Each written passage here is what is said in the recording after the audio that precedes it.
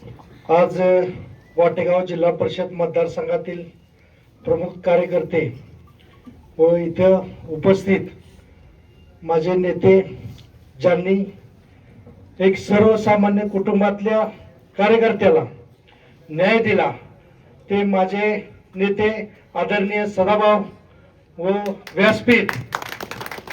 मला जास्त बोलता येत नाही, परंतु मी तुम्हाला एक सांगतो, गेली 10 वर्ष मी राजकारण करतो. माझ्या आयुष्यात मी जे कमवलं ते तुमच्यासारखे कार्यकर्ते कमवले. मी जे आजपर्यंत मिळवलं त्यातलं 80% मी समाजकार्यासाठी खर्च केलाय.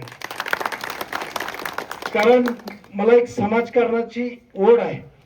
भाऊ, तुम्ही सारखं म्हणता तू पैसे कुठून आणतो, काय करतो. मला 2 मुले आहेत. भावाला एक मुलगी आहे, एक मुलगा आहे. आम्हाला काही जाताना न्यायचं नाही. 100 रुपये मिळाले तर आम्ही दोघंही भाऊ 80 रुपये हे समाजासाठी खर्च करतो. आणि तुम्हाला एकच सांगतो, मला जिल्हा नियोजन मिळालं आणि 2 दिवसात माझे वडील वारले. परंतु त्या सुखात माझे वडील नव्हते. परंतु मी तुम्हाला एक सांगतो, मी आज भाऊनी मला उमेदवारी दिल्या, एक सर्वसामान्य कार्यकर्त्याला उमेदवारी दिल्या.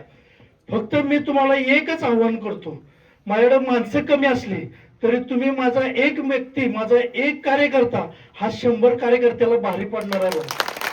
आणि उद्यापासून मी तुम्हाला एकच सांगतो, जे काय करता येईल ते तुम्ही म्हणजे प्रत्येक कार्यकर्त्याने एकच विचार करा की माझ्या घरातला व्यक्ती, माझ्या घरातली माणसं उभा आहेत आणि तुम्हाला कधीही वाटणार नाही की हा व्यक्ती माझ्या घरातला नाहीये.